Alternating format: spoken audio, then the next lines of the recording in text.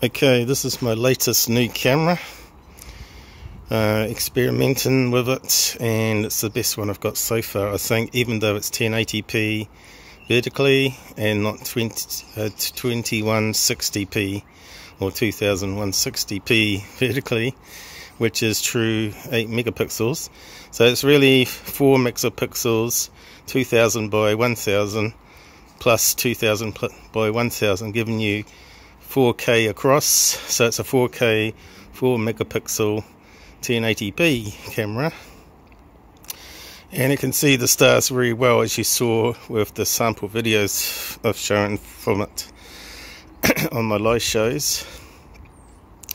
So I've put some extra tape there because it's not really designed to look upwards. It's meant to be a rain guard, and I was a wee bit suspect that water would drip inside, but I really need to get some silicone gel, probably silicone gel sealant, but you can see the LEDs are at the bottom there for infrared and also white light boosting, which don't come on if you set up the settings right, and only infrared comes on.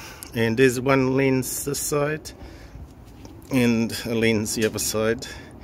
The white is pretty good on it in this location anyway, because the other router is just up the side of that wall, and that's where the mic is, so I put tape over that, even though it's a really tiny hole and I don't know how waterproof it is.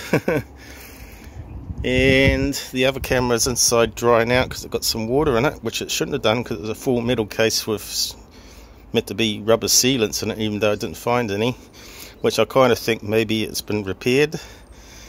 Chinese can be a bit like that, repair it and then resell it.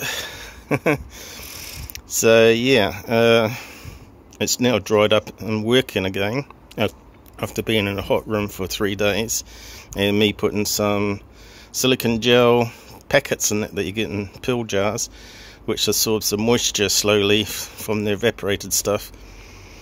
But yeah, but I still have to use the cables here in the splitter box for my big large camera, which has got 20 times zoom, and was my first sky watching camera I bought, where I modified the front of it to have a smartphone with a compass app running and remote control it.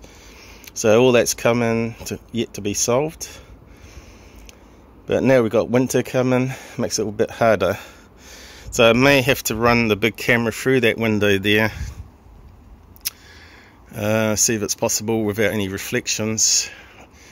About that one, I'm not sure if you can turn all that. Yeah, I think you can turn the LEDs off, but maybe it won't see very well. It's an older camera now. All the new sensors are very, very good compared to a year or two ago. It's changing so fast. So yeah, so it's a 4K 4 megapixel 1080p, and you've seen some of the images I've got of it. It's really good, so I recommend it.